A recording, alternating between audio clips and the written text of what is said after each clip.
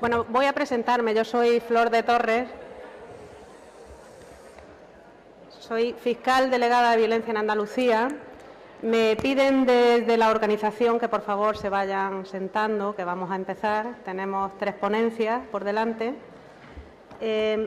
Primero y con carácter obligado, agradecer a la organización que nos permita estar nuevamente este año en esta maravillosa jornada pionera.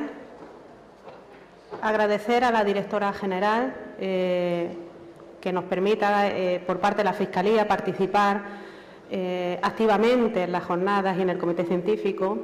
Pero también agradecer a la anterior directora, Silvia Oñate, que también ha sido partícipe de esta jornada y, por tanto, por parte de Fiscalía, simplemente mostrar nuestra gratitud. Por razones de orden, me dicen también desde la organización que estas 3 ponencias durarán aproximadamente 25 o 30 minutos, que no habrá preguntas, se pueden hacer de forma interactiva y los ponentes y la ponente contestarán vía mail. Me comenta también uno de los partícipes de la ponencia, Federico, que tengan ustedes a bien tener a mano los dispositivos tecnológicos, puesto que va a ser una experiencia virtual con ustedes. Y bueno, sin más, entramos en la mesa que vamos a moderar, que es relativa a la respuesta judicial que tenemos los operadores jurídicos del fenómeno de las TIC, ¿no? La intervención va a ir en 3 esferas, desde el aspecto sustantivo, desde el aspecto de la investigación y desde los aspectos procesales, ¿no? Por tanto, la primera intervención correrá a cargo de Francisco Manuel Gutiérrez Romero, que muchos de ustedes y muchas de ustedes conocerán porque es magistrado titular del Juzgado de Violencia a la Mujer número 2 de Sevilla. Está situado a mi derecha. Tiene una amplísima trayectoria como magistrado. Ha estado en el juzgado de primera instancia, de instrucción número 3 de Ceuta, de Aracena, incluso de la localidad de Puebla del Río. Tiene una formación académica porque es diplomado en estudios avanzados expedido por la Universidad de Sevilla. Cursa y prepara la tesis doctoral en la actualidad de los aspectos procesales y sustantivos de la nueva Ley Orgánica Integral 104. Tiene además una distinción honorífica como premio 8 de marzo del Día Internacional de la Mujer, recibido por el Centro de Información a la Mujer de la Mancomunidad de la Ribera de Huelva. Tiene numerosísimas intervenciones en cursos como ponente, como director de cursos, como actividad investigadora y, en concreto, ha participado en numerosísimas consultorías internacionales, nombrado como experto en colaboración internacional en países como en Panamá, Bulgaria, Ciudad de Guatemala, Perú, etcétera, etcétera. Bueno, pues sin más le voy a ceder la palabra a Francisco, que nos hablará de la violencia de género y los delitos tecnológicos desde el punto de vista sustantivo.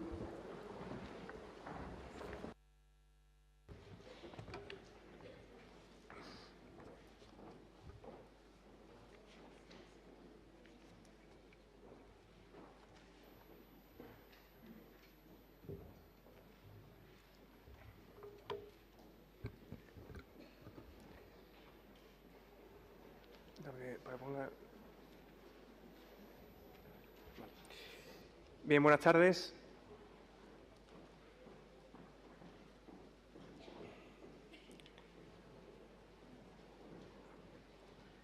Vamos a esperar un poco que se vayan acomodando.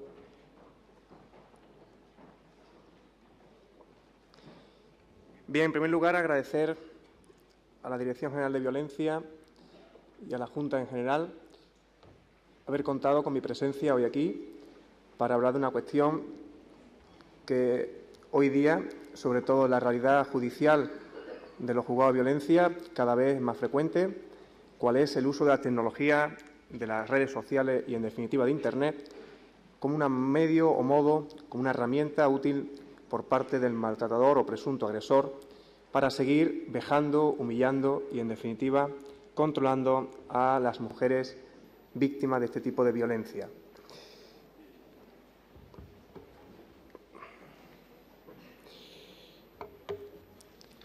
Como verán, son frecuentes cada vez más en la práctica despertarse por la mañana o ver cualquier diario, ya sea digital, escrito o audiovisual, ver cualquier noticia en la cual se hace referencia a la utilización de las nuevas tecnologías, por supuesto de manera indiscriminada o de manera indebida, con la finalidad última de dañar psicológicamente, en muchos casos, a la mujer o quien ha sido mujer, esposa o pareja o expareja de esta persona.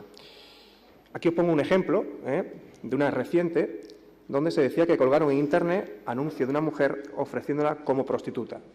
Incluso en el día de ayer, otra más reciente, en Málaga, se aludía a que la expareja de una señora había accedido al sistema informático tras apoderarse de su contraseña para, en la universidad, anularle el expediente académico a esta señora y dejarla todo el año entero sin poder cursar los estudios universitarios que pretendía. De ahí vemos ya la importancia que tiene este fenómeno, un fenómeno que, bueno, desde el año 2008 hasta ahora ha ido evolucionando y es lo que vamos a intentar ver de forma lo más breve posible, lo más práctica y lo más cercana, para que puedan ustedes comprender qué respuesta penal existe hoy día en nuestro ordenamiento jurídico, qué podemos hacer los jueces de violencia y, sobre todo, qué es lo que se prevé en la futura reforma del Código Penal. Aquí os pongo un poco el contenido de lo que vamos a ir viendo para que sepan ustedes en cada momento la guía que vamos a seguir. Por supuesto, no se trata de una tesis doctoral ni ningún curso excelente por el tiempo que tenemos, sino simplemente de ir tocando aquellos aspectos más importantes, más relativos y, sobre todo, dar unos mensajes muy claros sobre qué hay que hacer, cómo se debe luchar contra este tipo de violencia y qué respuesta penal merece. Sobre todo porque posteriormente mis compañeros van a tratar aún más, de un lado el aspecto procesal y de otro lado el aspecto sustantivo de esta materia. En primer lugar, decir que se ha producido una importante evolución en esta materia de violencia, pasando de una violencia física inicialmente, posteriormente una violencia sexual y más tarde una violencia psicológica, a lo que llamamos una violencia cibernética o acoso a través de las redes sociales, a través de Internet. Bien, este tipo de violencia que a veces pasa desapercibida en los interrogatorios judiciales y que a veces pasa desapercibida cuando la mujer va a presentar una denuncia, se está convirtiendo en un eje fundamental que tiene hoy el presunto agresor para seguir controlando datos de la víctima, para seguir manipulándola y, sobre todo, para seguir haciéndole daño con unas consecuencias psicológicas que ya nos han expuesto con anterioridad un experto en la materia. Indicar también algo fundamental, que hoy día, esta tutela penal de la violencia a través de los medios tecnológicos tiene su encaje no solamente en la Ley Orgánica 1/2004, que prevé una serie de medidas, sino también fundamentalmente a través de nuestro Código Penal, que todavía sigue vigente, si bien, como vamos a ver, es necesario modificarlo, hacer algún tipo de cuestiones importantes en algunos tipos penales para poder de forma completa atajar este tipo de violencia que se va produciendo de forma evolucionada en la sociedad.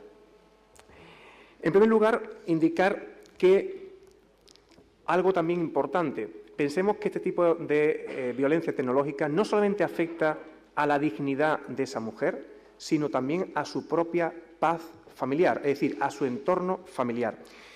Ese tipo de comentarios, de publicaciones que se hacen a través de distintos medios, como luego veremos, no solamente va a suponer un importante quebranto de su integridad psicológica, sino también de una pequeña o falta de estabilidad en su entorno familiar, especialmente cuando tienen hijos menores. Recientemente, nosotros tuvimos un asunto en el cual se amenazaba a la víctima no solamente con que se iba a elevar o a subir unas fotos comprometidas, sino que se iban a publicar carteles con esas fotos en los colegios de sus hijos e incluso en su entorno más cercano, para que veáis también de qué manera este tipo de situación puede suponer un intento de evitar la ruptura de la relación en muchas ocasiones. ¿Cuáles son los medios habituales que se suelen utilizar para este tipo de conductas? Pues ahí os lo pongo un poco resumido. En primer lugar, utilizar el perfil creado en una red social, A veces se suele utilizar este tipo de medio. Otras veces, apoderarse de contraseñas o documentos que están registradas en soporte o en ficheros informáticos, o, últimamente, difundir imágenes o vídeos íntimos. Esto, en el ámbito llanamente, se traduce en una tutela, que luego vamos a ver, a través de unos tipos penales que son los recogidos en esta materia, en el Código Penal, en concreto, en el capítulo 1 del título 10, que habla sobre los delitos de descubrimiento y revelación de secretos. No me voy a extender en demasía en comentar estos tipos penales, porque mi compañera lo va a hacer con posterioridad, pero sí ver cómo se traducen en la práctica en supuestos que han ido evolucionando en la jurisprudencia. Así, en primer lugar, hay que tener en cuenta que no solamente están recogidos en ese tipo penal, sino también tiene una evolución y una concreción en otros tipos penales, como pueden ser el delito de amenazas, el delito de injurias graves, el delito de coacciones o incluso el de malos tratos psicológicos. Pensemos, por tanto, que cuando se difunde una imagen, un comentario injurioso en la red, a través de distintos medios, no solamente se puede cometer un delito, en muchos casos, de revelación o descubrimiento de secretos, que vemos ahora cuáles son esos requisitos, sino que a veces también podemos estar causando un mal psicológico a la víctima y ese maltrato, a través de una valoración y un tratamiento adecuado, puede dar lugar a otro tipo penal. O a veces simplemente lo que se hace es amenazar a otra persona con que si no se vuelve con ella o si no se hace lo que uno quiere, pues se va a revelar una serie de datos que afectan a su ideología, a su sexo o a cualquier acto íntimo de la misma.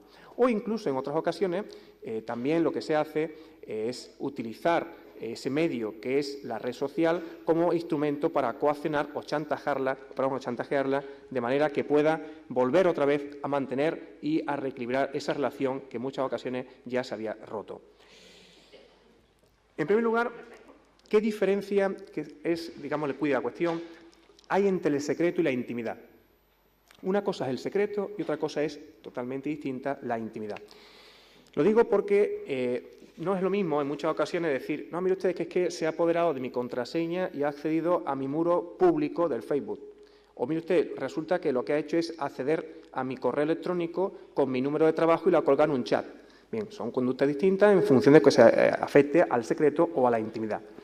Evidentemente, el secreto, ya lo dice gran parte de nuestra jurisprudencia, tiene un aspecto, en primer lugar, positivo y negativo. Es decir, el secreto simplemente es un hecho que es conocido, pero solo por un número muy limitado de personas, limitadísimo, en función de la voluntad de esa persona que quiere que lo ejerza, y además en cuya ocultación el afectado tiene un interés.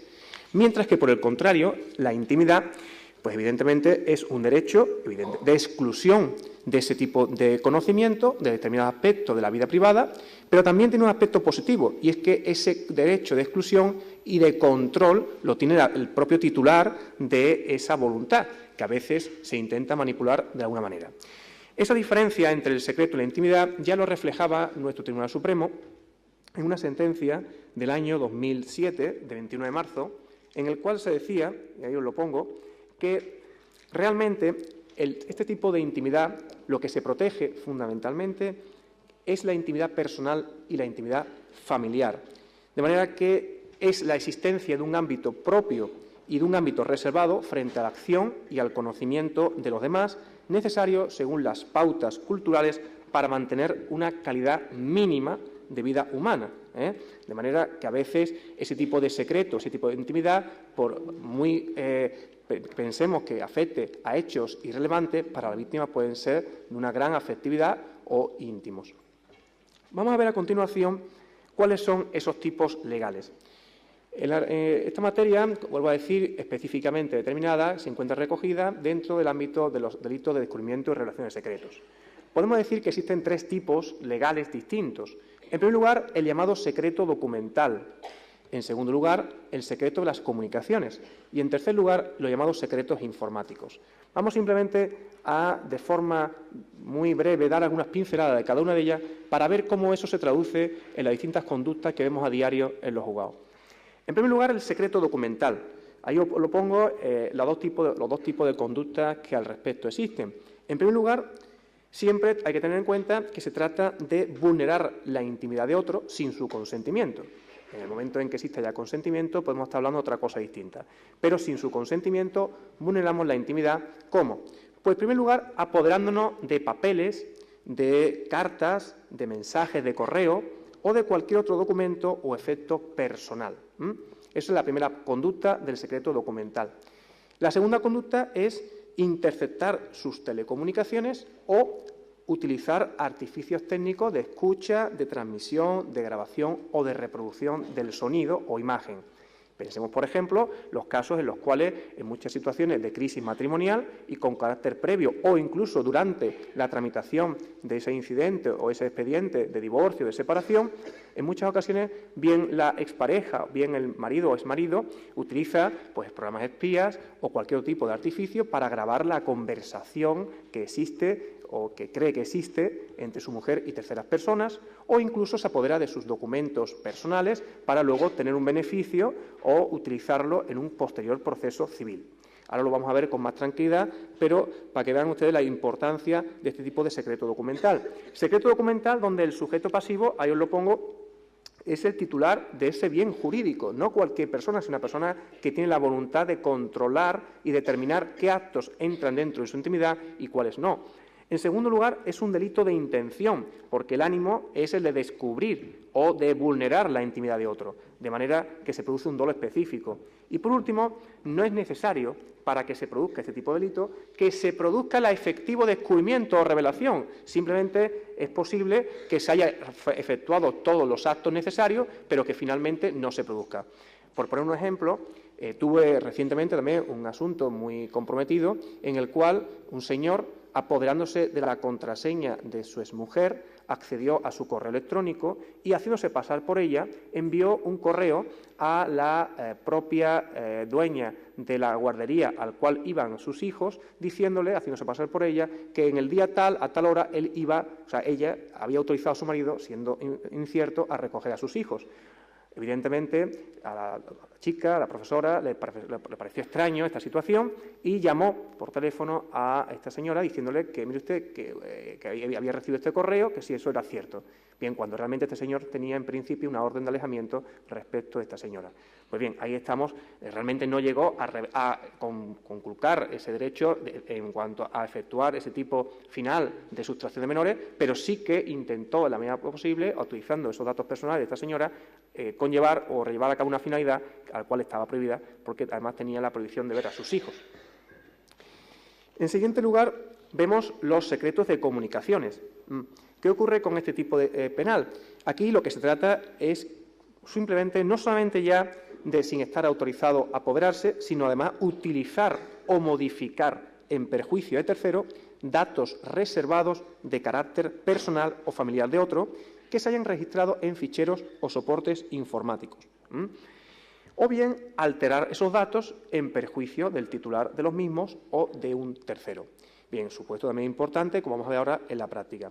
Y por último estamos viendo los llamados secretos informáticos. En este caso es una laguna que había en nuestro Código Penal, que gracias a la modificación que se produjo en el año 2010 se introduce ese tipo penal para intentar evitar la impunidad que suponía de vulnerar no solamente la intimidad, sino sobre todo acceder sin autorización a datos o programas informáticos contenidos en soportes o ficheros y, sobre todo, acceder al mismo contra la voluntad y mantenerse en el mismo contra su voluntad.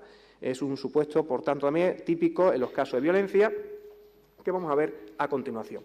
Bien, de forma ya expuesta esta materia muy genéricamente, vamos a bajar un poco a la realidad práctica, vamos a bajar a lo que existe a diario en los juzgados de violencia y cómo se está produciendo esta evolución de una violencia física a una violencia cibernética, que además sí que me gustaría aclarar que no solamente se produce entre adolescentes, es claro y evidente que entre este tipo de personas, por su edad, pues tiene mayor incremento y sobre todo es más habitual, pero también se produce entre personas mayores, personas que han decidido o quieren decidir romper la relación o el matrimonio y a veces pues temen esa represalia de que como consecuencia de cualquier dato íntimo, cualquier imagen íntima, cualquier tipo de cuestión personal se vea afectada por ese tipo de chantaje que le realiza la otra parte. Vamos a ver algunos de los supuestos que hemos intentado extraer de la realidad judicial. En primer lugar, el supuesto de traspasar fotos eróticas desde un teléfono a otro sin el consentimiento de la víctima titular de esa foto, evidentemente. Este supuesto, ahí tenemos una sentencia ya desde el año 2008, que se ha ido también produciendo con posterioridad, se refería a aquel caso en el cual, pese a que la víctima estaba presente cuando se produce el traspaso de fotos de un móvil a otro, sin embargo no daba o no dio en ningún momento el consentimiento para que esas fotos con posterioridad fueran utilizadas de forma indebida a través de distintas redes por parte del agresor. Bien, ¿qué se alegaba en este caso por parte del agresor? Mire usted, aquí lo que hay es una dimensión familiar, que es una cuestión también muy interesante que podemos ver a continuación. Esto de la dimensión familiar, ¿qué es? No, en muchas ocasiones el derecho de defensa pues abarca esta posibilidad, diciendo, mire usted, esta situación se ha producido porque la víctima ha consentido, es mi mujer, y como es mi mujer, yo puedo acceder a su contenido, puedo acceder a su contraseña, puedo entrar en el móvil y revisar sus llamadas. Porque eso entra dentro de lo que se llama la dimensión familiar, que hay una intimidad compartida y hay un consentimiento tácito por parte de la víctima. Pues bien, ya en este caso esa sentencia, o que os pongo ahí, de Zaragoza, la Audiencia Provincial de Zaragoza, lo descartó de forma tajante, diciendo que ese tipo de actuación o conducta no quedaba habilitada sin más por la que llamaba dimensión familiar. En segundo lugar, acceder al correo electrónico de la víctima sin su consentimiento utilizando su clave de acceso al ordenador, lo que se llama secreto documental.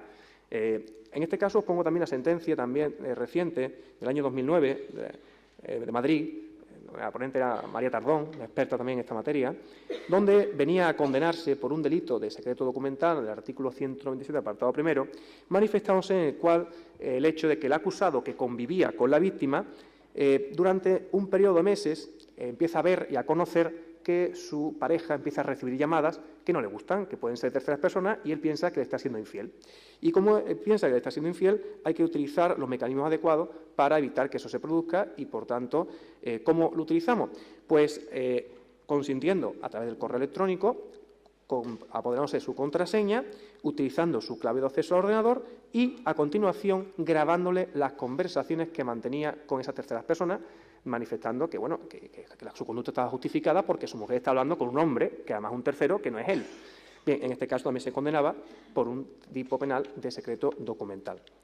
Otro supuesto también que se produce a veces en la práctica, el de grabar conversaciones íntimas de la esposa y utilizarlo como la llamada dimensión familiar. Es decir, son aquellos casos en los cuales el varón suele intervenir o grabar a través de programas de espía o a través de cualquier tipo de mecanismo conversaciones que se realizan desde teléfono móvil, desde teléfono fijo y a veces con la simple actuación preventiva de ver si su mujer le está engañando o no y, en todo caso, para justificar esa crisis matrimonial.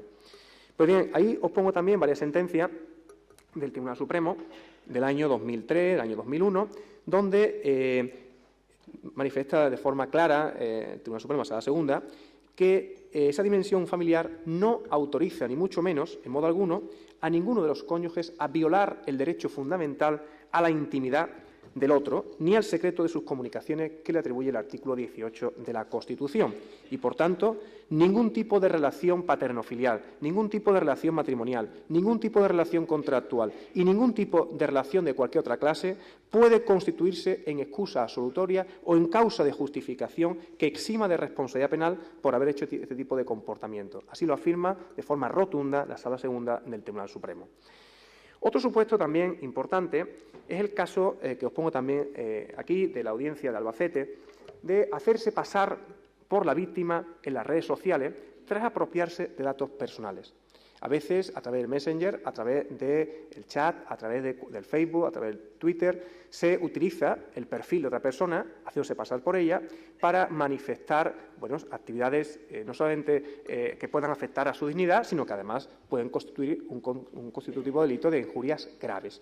En este caso era el supuesto en el cual un sujeto, aprovechando la confianza que propiciaba la convivencia y, sobre todo, como represalia a ese tipo de convivencia o ese tipo de ruptura no asumida, se apropió de los datos íntimos y personales de su expareja, que eran en ese caso la clave de correo electrónico que tenía anotada ella en una libreta, y modificándola accedió al correo, luego lo bloqueó para que ella no pudiera acceder y a continuación, haciéndose pasar por ella, cambió la presentación de su perfil diciendo «soy una gran puta, soy floja».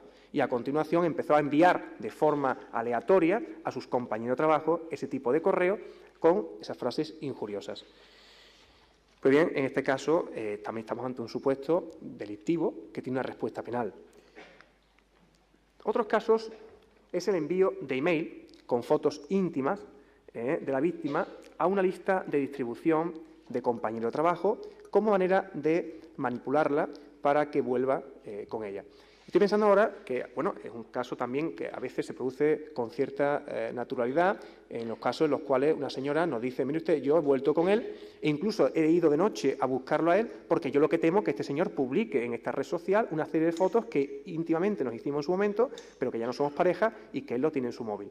Bien, y ese tipo de chantaje es el que produce esa situación de angustia en la víctima y de desasosiego que aprovecha ese presunto agresor para utilizarlo en su contra. Junto a ello, también está el hecho de acceder al teléfono personal de la víctima y colgarlo en un chat dedicado a la prostitución. Bien, no saben ustedes las consecuencias que eso puede traer en una chica normal que tiene unos estudios, que está cursando una serie de estudios incluso universitarios, en los cuales las consecuencias psicológicas de que personas que desconocidas la llamen de forma insistente a las 2, a las 3, a las 4 de la mañana, procurando unos servicios respecto a los cuales ella ni siquiera sabía absolutamente nada, pues es bastante grave y es una consecuencia muy letal en muchos casos. Bien, una vez visto cuáles son esos supuestos jurisprudenciales, aquí os pongo también algunos más recientes que se han producido, en concreto en Granada, ahí os pongo, como era el caso de que un marido grababa a su mujer con un MP3 mientras mantenía relaciones íntimas con otra persona en su propio domicilio. Bien, en este caso, Granada, la Audiencia Provincial de Granada, decía, no, mire usted, en este caso estamos ante un caso claro, no ya de delito de revelación de secreto, que lo es, sino además también ante un delito de intención y unas consecuencias psicológicas sobre la víctima que tienen que ser valoradas y, por tanto, la víctima en este caso presentaba un trastorno mixto de personalidad con falta de conciliación de sueño y con una crisis de ansiedad angustiada en el tiempo, de manera que también se le condena no solamente por ese delito, sino también en concurso con un delito de maltrato psicológico habitual. Junto a eso también tenemos otro supuesto en el de la Audiencia Provincial de Burgos, donde se producen la inserción de anuncios de contenido sexual en páginas de Internet, facilitando como contacto el teléfono y el email de trabajo de la víctima. Es decir, ya no el suyo personal, sino el de trabajo e incluso el teléfono también del trabajo, con mayor enjundia o como una manera de hacer más daño con publicidad respecto a terceros. Expuesto lo cual, vamos finalmente a ver cuáles son o cuál es una de las consecuencias que produce hoy día que estemos ante un delito o un tipo de delito que sea perseguible a instancia de parte.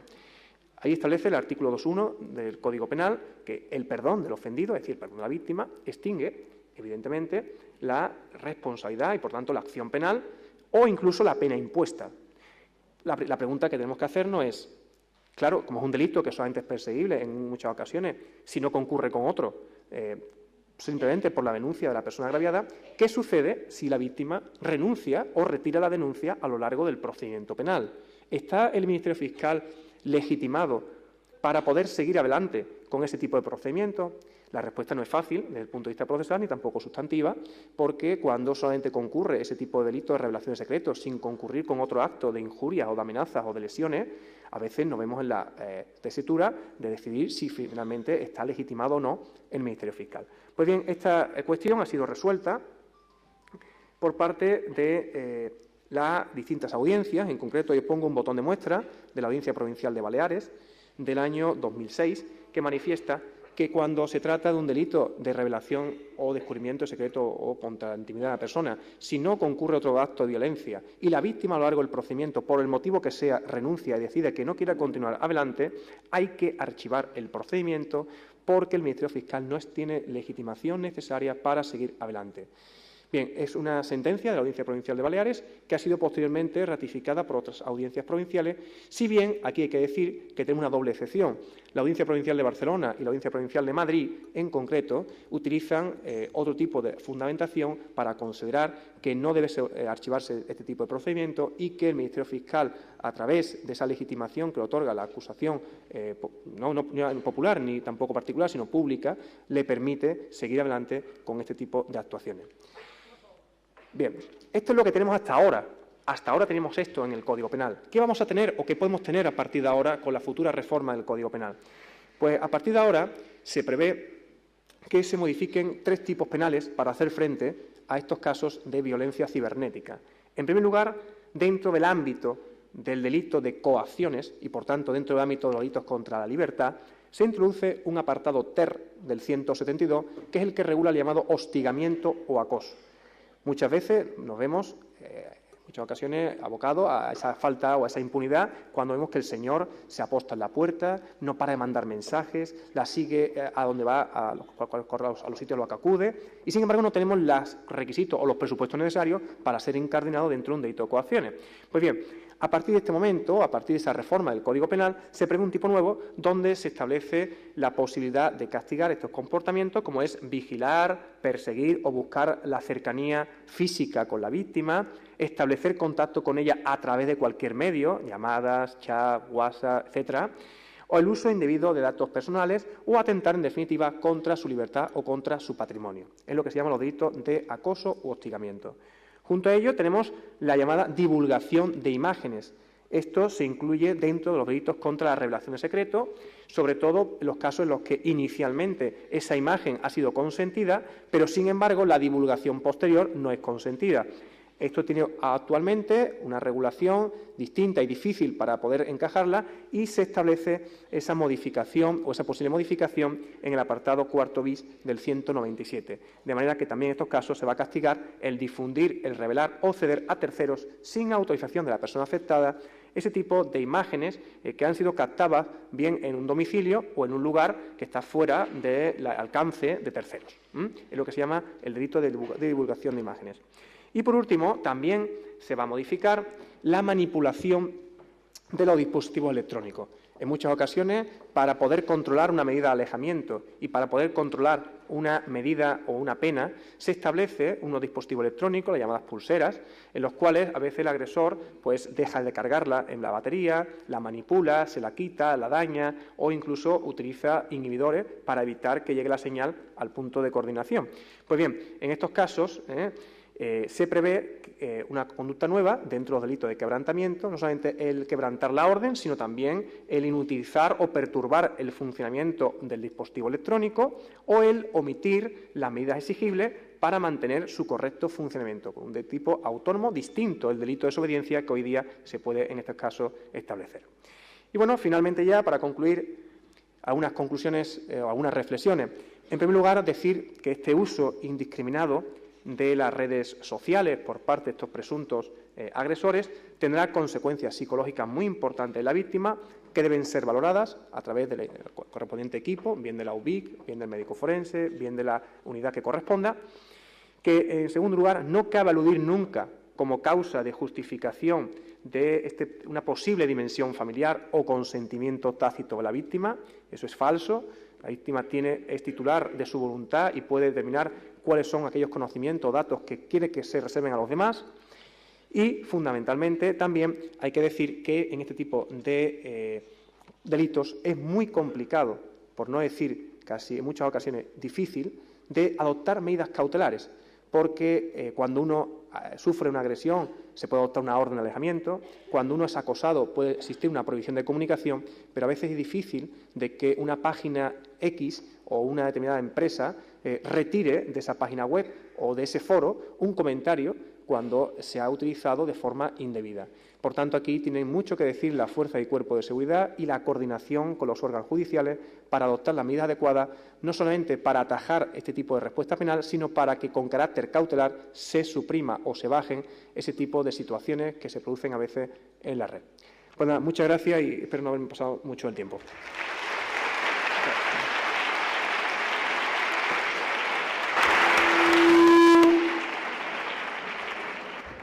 Muchas gracias, Francisco, por esta radiografía en tiempo real de lo que son la difícil alianza entre el maltratador y las tecnologías y medios de comunicación, y que, desde luego, nos ha esbozado perfectamente las tipologías penales y con una absoluta y nítida claridad.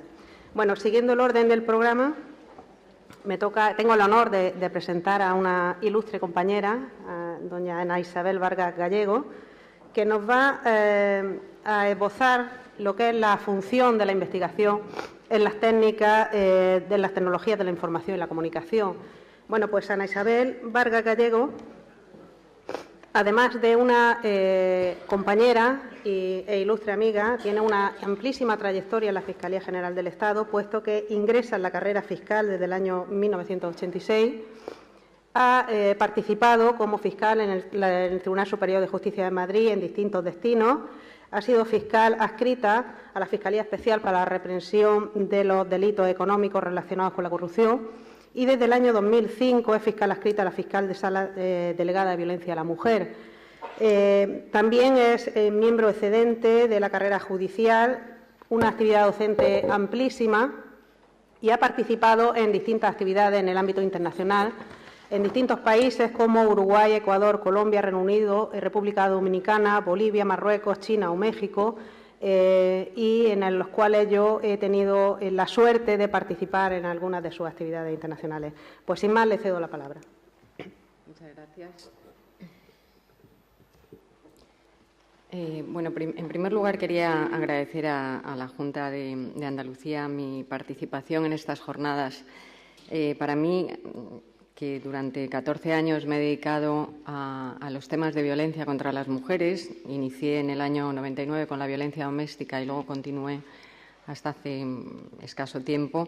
Andalucía siempre ha sido una referencia y lo ha sido porque ha atajado, tengo la sensación, de que en relación con el tema de la violencia contra las mujeres siempre ataja el problema antes de que se presente. Lo prevé y interviene en su represión y, sobre todo y fundamentalmente, en la protección de las mujeres.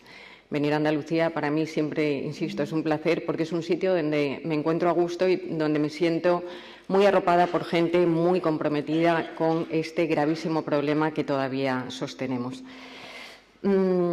Me vais a perdonar si en algún momento repito alguna de las cuestiones que magníficamente ha presentado Francisco, puesto que el tema prácticamente es el mismo, es el ámbito penal de este tipo de delitos cometidos a través de las nuevas tecnologías, referidos fundamentalmente a adolescentes, porque es lo que nos preocupa. Mirad, este fin de semana, en una publicación dominical, que seguro que algunos habéis tenido oportunidad de ver, venía un artículo que se llama Objetivo Adolescentes, Acoso 2.0.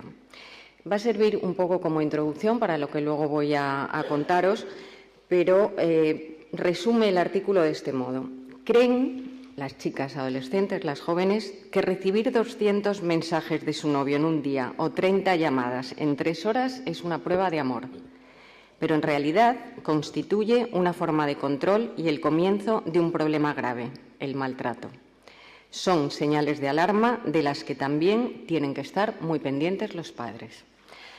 Esto me sirve como introducción de un fenómeno al que nos estamos enfrentando y, a mi juicio, de un modo muy preocupante, porque lo que estamos detectando es que tras 8 años de estar luchando contra un fenómeno que ya venía de antes, pero que a partir del año, yo diría de una forma ya legal, puesto que teníamos una cobertura legislativa con la Ley 1/2004, estábamos intentando atajar y creíamos que estábamos consiguiendo que las mujeres se concienciaran de este problema, que el problema se hiciera visible.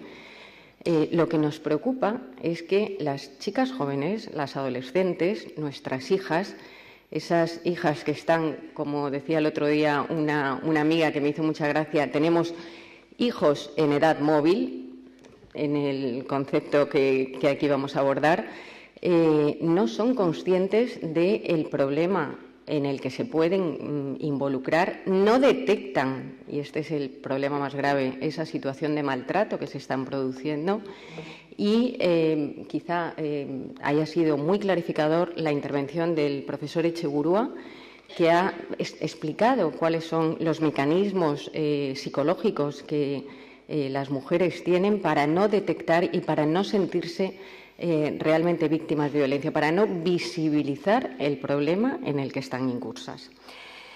Mirad, cuando en el año 2005, el 29 de junio del año 2005, entró en vigor totalmente la Ley Orgánica 1/2004 de Medidas de Protección Integral contra la Violencia de Género, tuvimos que perfilar el concepto de violencia de género que por primera vez se introducía en nuestra legislación.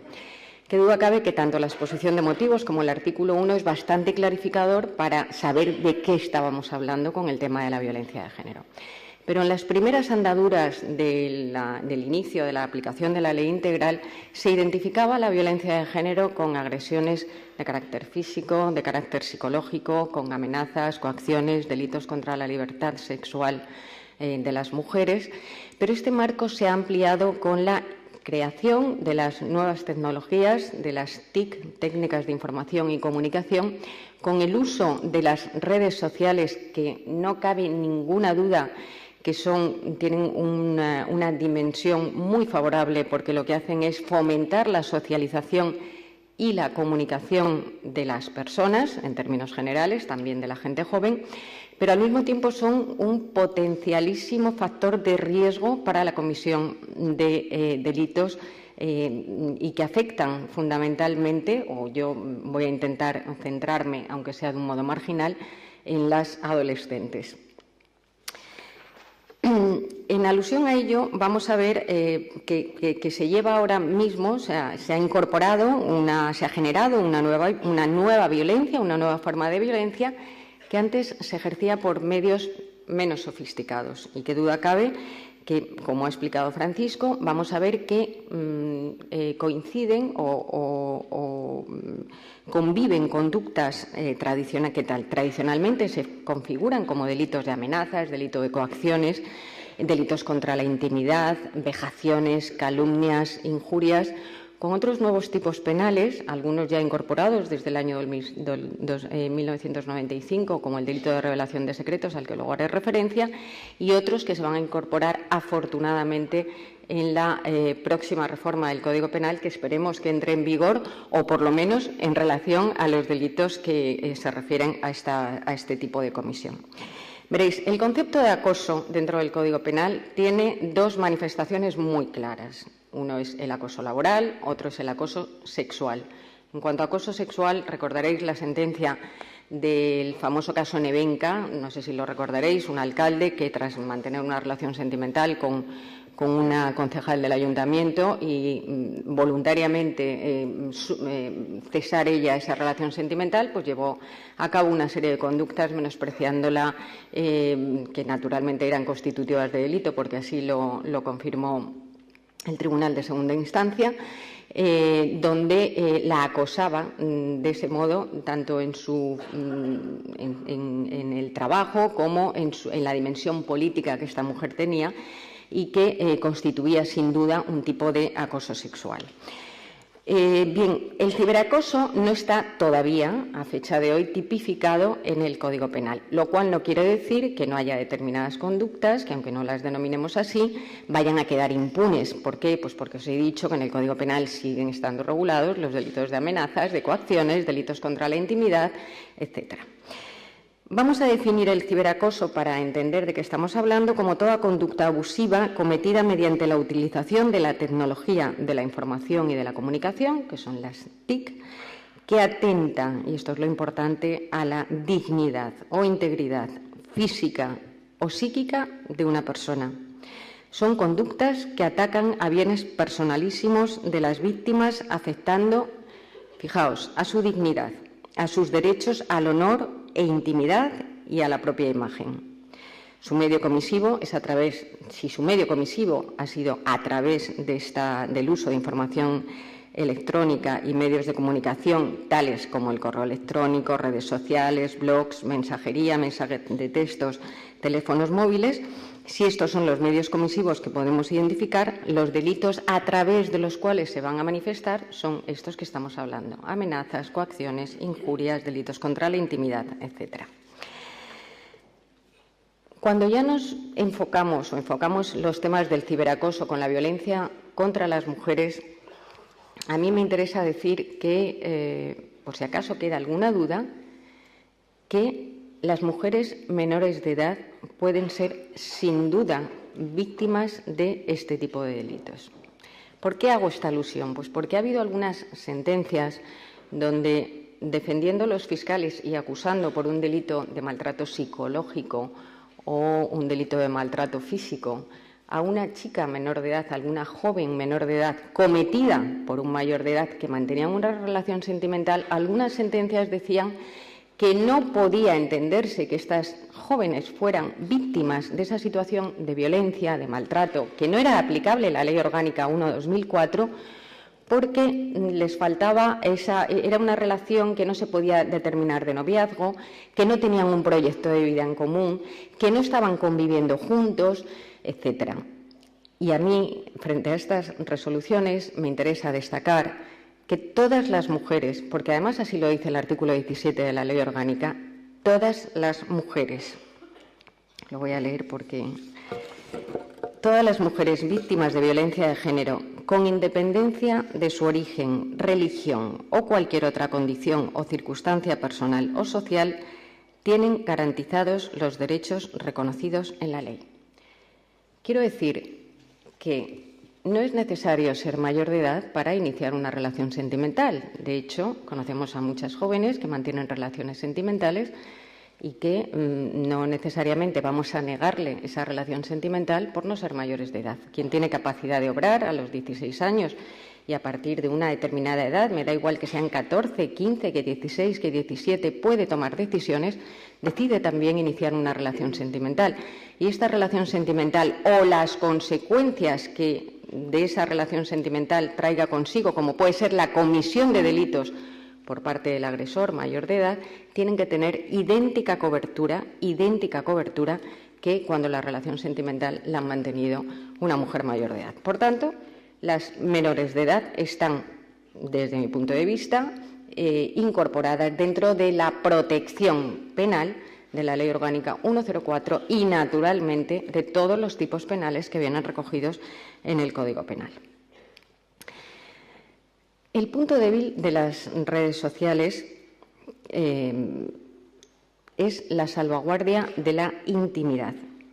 ¿Por qué? Pues porque el usuario de estas redes publica su información personal, sus fotografías y sus pensamientos en la red, y esto hace al navegante vulnerable a la manipulación, a las infamias y al descrédito. Uno de los casos más frecuentes que se suele llevar a cabo es el del individuo que busca el resguardo del anonimato, el resguardo de las redes sociales para actuar de una forma anónima y ejercer este tipo de violencia. ¿Cuándo se da? Pues se da habitualmente cuando una mujer ha decidido romper la relación o cuando el agresor se ha enterado que esa chica, esa mujer, ha sido infiel. Entonces buscan el anonimato y llevan a cabo este tipo de conductas. Fijaos que algunas de las conductas que os voy a citar ahora, no todas las que voy a citar son constitutivas de delito, pero sí que pueden servirnos como alarma, como esa luz roja que hablaba antes el profesor Echeburúa, que se enciende y que nos va a detectar la posibilidad de que si eso se incrementa, si eso permanece, si eso va a más, puede ser constitutivo de delito. A título de ejemplo, citaré las siguientes conductas. Vigilar los comentarios que se hacen en las redes sociales. Revisar las publicaciones y fotos de amigos o amigas y utilizarlas para hacer reproches o cuestionar sus relaciones. Publicar las fotos de una mujer o incluir mensajes cariñosos sin el consentimiento de ésta, con el fin de que sus contactos conozcan que mantiene una relación. Buscar en el perfil evidencias de engaño. Presionar para que den de baja de la lista de contactos a personas que no son de su agrado. Exigir que le incluyan sus redes sociales, buscar la manera de obtener contraseñas para controlar los perfiles y leer sus mensajes. Exigir que elimine fotos de su perfil porque no le gusta cómo la ve. Si publican fotos donde aparece con otros hombres, atosigar para que les explique quiénes son y dónde los conoció. Insistir en que actualice su situación sentimental en su perfil de Facebook. Presionar para que lea los correos en su presencia. Amenazar con publicar fotos o información íntima en las redes sociales con propósito de chantaje. Insisto, ¿todas estas conductas son constitutivas de delito? No. Ni en términos categóricos no, ni en términos categóricos sí. Habrá que estudiar cada caso concreto y ver si eso ha desembocado en la comisión de alguno de los delitos que ya nos hemos referido. Siempre son los mismos: coacciones, amenazas, delitos contra la intimidad, injurias, calumnias incluso, etc.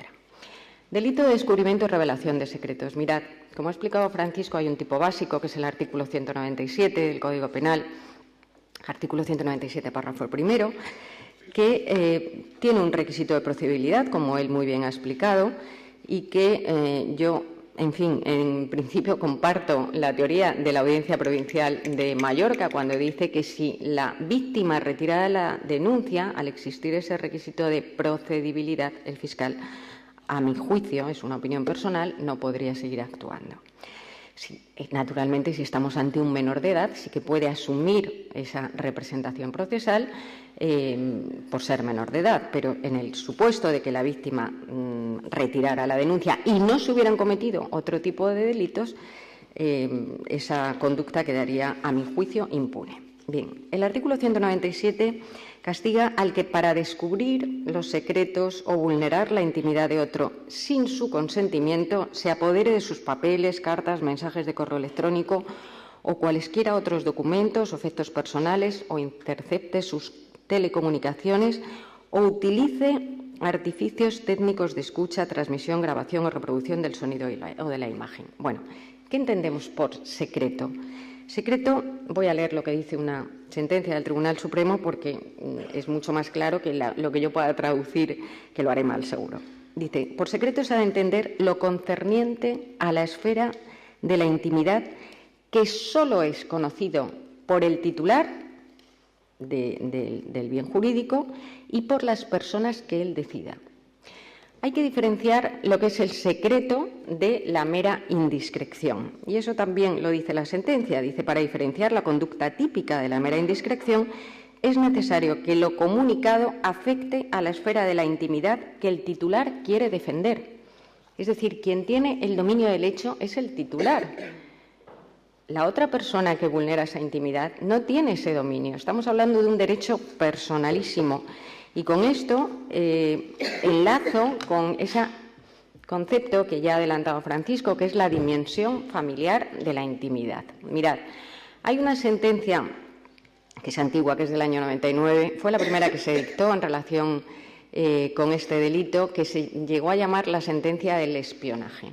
Esto era un señor que tiene sospechas de que, un marido que tiene sospechas de que su mujer mantiene relaciones sexuales con otra persona, y lo que hace es interceptar el aparato telefónico que está en el dormitorio de la vivienda.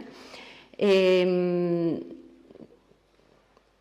marido, que tuvo éxito en sus pesquisas porque averiguó que efectivamente su mujer mantenía una relación sentimental con otra persona, la mujer se entera, interpone una denuncia, se inicia un procedimiento por el artículo 197.1 por el delito de descubrimiento y revelación de secretos, y el marido lo que hace es alegar esa dimensión familiar. Es decir, lo que él dice es que alega que la intimidad en el matrimonio tiene una dimensión familiar, que no personal, y que se trata de un derecho frente a terceros que protege las injerencias ajenas, pero no las de un cónyuge respecto de otro.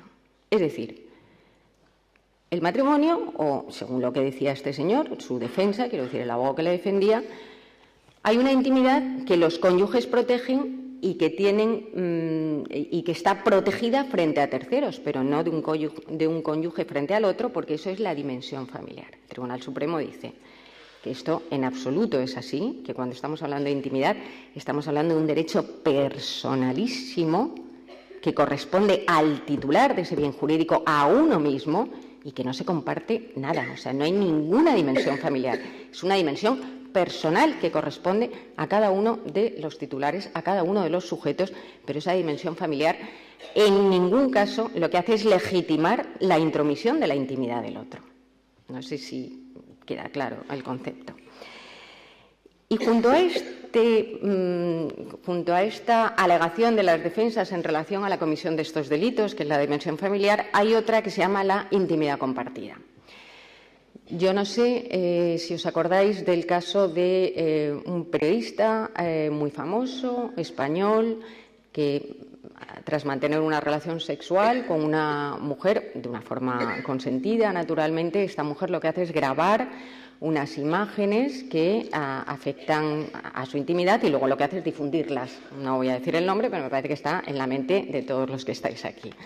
Bien, ese asunto, por parte de la defensa de la acusada, se alegaba que había una intimidad compartida. Es decir, como yo he compartido la intimidad con este señor, él asume las consecuencias que ese compartir pueda tener. El Tribunal Supremo, desde luego, no comparte en absoluto, y afortunadamente, este criterio que alegaba la defensa, porque dice que ahí no se comparte nada. Ahí lo que se ha compartido es una actividad de carácter sexual, pero eso no trasciende a la intimidad de la otra persona. Es decir, yo comparto una intimidad, pero mi intimidad es mía y tú, aunque hayamos compartido de forma voluntaria esa intimidad, tú no puedes utilizar mi intimidad para divulgarla por ahí. Utiliza la tuya, pero no me metas a mí, para entendernos. Bien, ya ha explicado también Francisco que el artículo 197.3 castiga el acceso no autorizado a datos o programas informáticos o mantener los mismos en contra de la voluntad del titular. Y hay algunas resoluciones de las audiencias provinciales en relación a estos delitos que ha citado él y que a mí me gustaría, pues, como tengo tiempo todavía, pues explicar un poquito más. Mirad, una era la Audiencia Provincial de Madrid, esta es del año 2011, que considera que coger el teléfono móvil de su expareja para revisar los mensajes y comprobar si tiene una nueva relación configura el tipo penal de vulneración de la intimidad del artículo 197.1, del que he hablado inicialmente.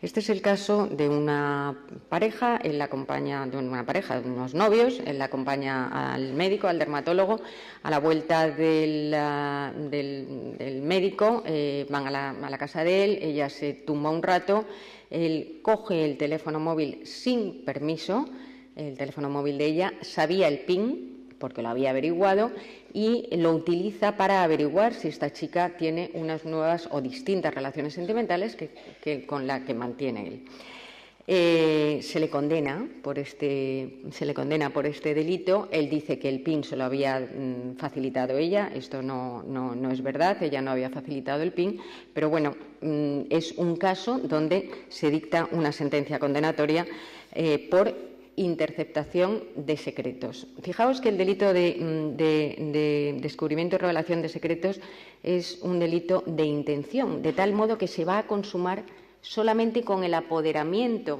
de esa información. Y luego, además, si eso se difunde, si esa información que se ha obtenido se difunde, se va a agravar la conducta. Pero, en principio, con el apoderamiento, el delito se consuma. Hay otra sentencia de Santa Cruz de Tenerife, también del año 2011, que resuelve que valerse de una identidad ficticia para lograr que la víctima realizara a través de la web determinados actos de contenido sexual que fueron grabados sin su consentimiento y colgados en Internet, supone la comisión del delito del artículo 197.1. Esto es una pareja que se conoce a través de Internet. Él pretende iniciar una relación con ella, desde luego, de una forma muy asertiva y muy rotunda, le dice que no tiene ninguna intención de iniciar una relación con él, y entonces él lo que hace es utilizar ante el rechazo de ella, utiliza una identidad ficticia, utilizando para ello pues unas fotos de un chico musculoso que dice que trabaja como stripper. A través de esta identidad ficticia consigue que ella le le facilite una serie de fotos que son comprometidas para ella y él, por venganza, lo que hace es colgarlas en la red social. También en este sentido hay una sentencia condenatoria aplicando el artículo 197.1 del Código Penal. Otra sentencia concluye que colgar en Twenty una fotografía de la expareja del acusado semidesnuda realizada en la intimidad de la pareja cuando tenían una relación supone la comisión del delito de difusión de imágenes del artículo 197.3 del Código Penal y que retirar las imágenes de la red social de una forma rápida no puede valorarse como una reparación del daño, que podría haber rebajado la pena. Si el juez lo hubiera estimado así, no lo estima porque dice que eso no es una reparación del daño, que lo único que sucede es que ha habido una disminución del daño, puesto que terceras personas pudieron verla y la acusada lo supo a través de una amiga. Estas son algunas de las resoluciones, han sido mucho más extensas, quizá también más interesantes las que ha dicho Francisco, pero a mí, insisto, que ya para terminar, lo que quiero decir, a mí me preocupa muchísimo qué está pasando con la gente joven en este país. ¿Por qué están asumiendo una serie de roles que yo creo que la sociedad va por otro camino y lo que estoy haciendo es plantearme dónde estamos fallando? Estamos fallando en la casa, en el hogar, estamos fallando en la educación. Yo creo que en el tema jurisdiccional o en el tema normativo, creo que no solamente no estamos fallando, sino que estamos avanzando, porque está previsto que la nueva reforma del Código Penal aborde todas esas conductas que ha señalado Francisco y que lo que va a hacer va a ser completar el campo normativo para poder perseguir estas conductas que por ahora no tienen soporte en nuestro Código Penal. Pero me parece, y me gustaría dejar esta reflexión como final, ¿dónde estamos fallando? ¿Dónde estamos fallando en relación a estas jóvenes que asumen o que confunden el maltrato con el amor? Confunden los celos con una prueba de amor porque me quiere tanto que es que no puede soportar pensar que yo puedo salir, puedo relacionarme con otras personas que no sea él. Yo creo que la función que tenemos todos los que estamos aquí, porque naturalmente estamos relacionados con gente joven, o bien porque tengamos hijos, o bien porque tenemos hijos de amigos, o porque tenemos sobrinos, o porque tenemos educandos, si es que somos educadores, o en cualquier lugar donde desempeñemos nuestra vida, a mí me gustaría que transmitiéramos, que no dejáramos de transmitir el problema que estas jóvenes no detectan, porque cuando se produce la denuncia no es al inicio de lo que ha sucedido, del delito que ha sucedido, sino cuando ya están en una situación que ya no pueden más. Es en el artículo que os decía del dominical, es esa frase que ella dice: estoy bien, pero no sé lo que me pasa. Y lo que le pasa es que está padeciendo una situación que no es capaz de detectar. Yo creo que, en la medida de lo posible, todos los que estamos aquí podemos ayudar a que, no solamente a que estén bien, sino a explicarles qué es lo que verdaderamente les pasa. Nada más. Gracias.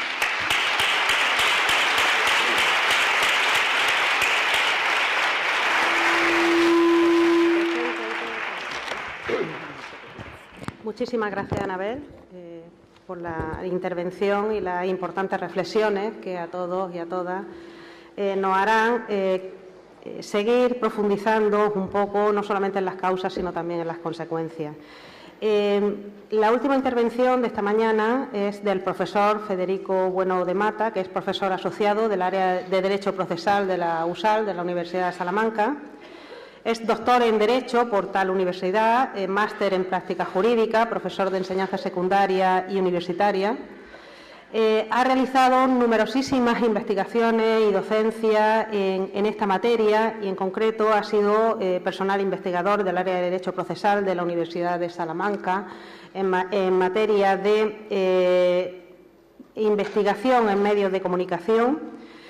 En concreto, quiero destacar que es profesor del máster de Estudios Interdisciplinarios de Género de la Universidad de Salamanca, Miembro del CEMUSA, que es el Centro de Estudios de la Mujer, y organizador activo de los tres seminarios y congresos que se han realizado de igualdad en la Universidad de Salamanca. Por tanto, su trayectoria en organización de congresos y en especialización y capacitación de esta temática es suficientemente acreditada. Pues nos va a intervenir sobre la violencia de género y el tratamiento procesal a través de la red. Muchas gracias. Bueno, en primer lugar, gracias por la presentación, Flor, y también gracias a la Junta de Andalucía por contar conmigo para disertar durante un breve tiempo. Sé que son las 2 y todo el mundo ya le rugen las tripas, pero vamos a intentar hacerlo lo más entretenido posible sobre un tema tan grave como es la violencia de género a través de Internet y las cuestiones procesales. Como decíamos al principio, decía Flor que iba a intentar tener vuestro apoyo, vuestra ayuda a la hora de hacer esta ponencia. ¿Por qué lo decía? Porque quiero que esta ponencia sea interactiva, y sea interactiva, nunca mejor dicho, a través de las nuevas tecnologías. Para ello necesito, por favor, si me pueden poner el dispositivo de PowerPoint. Como decía, va a ser una ponencia interactiva porque necesito de vuestra ayuda. Necesito que todo el mundo coja sus dispositivos telemáticos, tecnológicos, ya sean tablets, smartphones, PCs, y me ayude a concluir esta ponencia. A la hora de intervenir en último lugar, después de que lo hicieran brillantemente tanto Francisco Manuel como Ana Isabel, tengo ya partes de la intervención básicamente que quedan solapadas, por lo tanto voy a ir muchísimo más rápido y voy a centrarme concretamente en el tratamiento procesal de este tipo de violencia. Como os decía, empezaré por una reflexión previa hablando de ese nuevo escenario, la nueva realidad. Veremos esa crítica al Código Penal actual y cómo no, a día de hoy, todavía incluye ninguna de esta tipología en su articulado. Y posteriormente veremos el tratamiento procesal de la violencia de género para acabar primero con sus conclusiones y luego con las mías. ¿Cómo vamos a hacer esto? Lo vamos a hacer a través de un enlace cortado que tenéis ahí. Podéis apuntarlo. Alrededor de las siguientes diapositivas seguirá saliendo como recordatorio, en el que encontraréis una breve encuesta de qué es para vosotros la violencia de género a través de Internet. Ellos ya han manifestado sus opiniones, yo lo manifestaré ahora mismo y quiero, para finalizar esta mañana, saber vuestra opinión. Por lo tanto, si os metéis en ese enlace web, veréis una encuesta de 10 preguntas que se contesta rápidamente, y con esas encuestas a tiempo real y directo, al final de la ponencia veremos vuestras opiniones a tiempo real. Como os decía, la idea que tenemos que partir, la idea inicial, es que las nuevas tecnologías, como ahora mismo estáis haciendo, como ahora mismo estáis utilizando, son un dispositivo, es decir, es un cauce, es un modo para relacionarnos entre nosotros. Ahora bien, las nuevas tecnologías, justamente cuando hablamos de violencia de género, la podemos ver desde una doble perspectiva. Por un lado, como un ataque, por supuesto, que es en lo que nos vamos a centrar. Las nuevas tecnologías como comisión de hechos delictivos, pero también desde la ley del 2010, la ley 5/2010, de mecanismos de protección a la víctima, vemos cómo esas nuevas tecnologías también pueden ser un cauce para proteger a esas presuntas víctimas de malos tratos a través de dispositivos telemáticos, de localización de presuntos agresores. Dejo ahí simplemente el enlace, ahí lo tenéis, por si alguien no lo ha podido copiar. Y ahora sí ya vamos al contenido de la ponencia. En primer lugar, vamos a intentar arrastrar todo lo dicho anteriormente por Francisco Manuel y por Ana Isabel, y vamos a dar soluciones concretas a problemas exactos que se plantean con el articulado de la Ley 1/2004, y posteriormente haremos también algunas reflexiones sobre cómo se puede investigar este tipo de delitos. Ya os digo que pueden ser perfectamente opiniones no compartidas, porque las hago como propias. En primer lugar, ¿se puede encuadrar esta nueva forma de violencia dentro del articulado del 1.1, del artículo 1.1 de la Ley 1/2004, de la Ley Integral contra la Violencia de Género? Pues en principio sí, tendríamos ese encuadre como una modalidad psicológica, es decir, como una especie de ataque psicológico, pero nos faltaría añadir algo al articulado.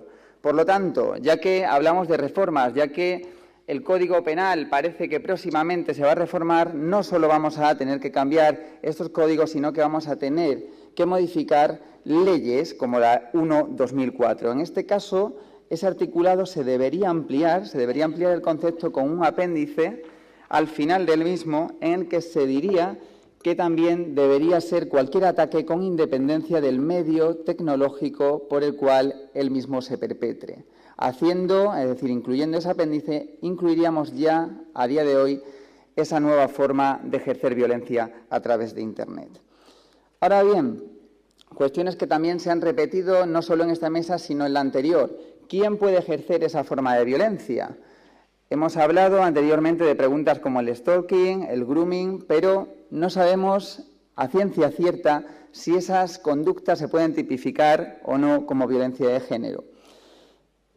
¿Cómo solucionamos este apartado? Tendríamos que irnos concretamente al artículo 1.3, en el que nos dice los sujetos, ¿verdad?, que pueden ejercer esa forma de violencia, y tendremos que tener claro que solo podrán ejercerlos, en este caso, las agresiones de hombre a mujer, ¿verdad?, en una relación análoga de afectividad, tanto que se mantenga como que se haya mantenido y que se diera en el pasado. Por lo tanto, ¿qué ocurre? Tenemos varios problemas. Los ataques anónimos de este tipo de violencia, que se puede dar muy abundantemente en las redes sociales, no se podrían catalogar como violencia de género o como violencia de género en Internet. Ahora mismo, por lo tanto, esas conductas no quedarían impunes, por eso pongo ahí el interrogatorio, pero se tendrían que tipificar con otro tipo de artículos del Código Penal. Por lo tanto, ¿a qué nos lleva esto? A tener claro, al hablar de violencia de género a través de Internet, que estamos ante un nuevo concepto, ante un nuevo paradigma de la violencia de género. Para ello necesitamos, como no, cambiar ese concepto. Más bien que cambiarlo, actualizarlo a la realidad social. Si no, no podremos hablar nunca de este tipo de violencia y acabaremos siempre acudiendo a una redirección de tipos penales, en este caso, o a una analogía a la hora de hablar de su concepto. Por lo tanto, violencia de género o violencia de género sería lo primero que nos tendríamos que plantear. Pues sería, en este caso, esa violencia ejercida a través de Internet, a través de amenazas, humillaciones, vejaciones, coerción, etcétera, y que producen en la mujer, en este caso, una desvalorización o un sufrimiento. Los tipos de violencia en los que no me voy a detener porque ya lo han hecho los anteriores ponentes, pero yo sí que los calificaría entre ciberbullying, en este caso de género, stalking, que sería el hostigamiento, como bien decía también Juan Manuel, que posteriormente se va a articular en el Código Penal, y por último el sexting o la sextorsión, en este caso también vinculado con lo que ha tratado ampliamente Ana Isabel.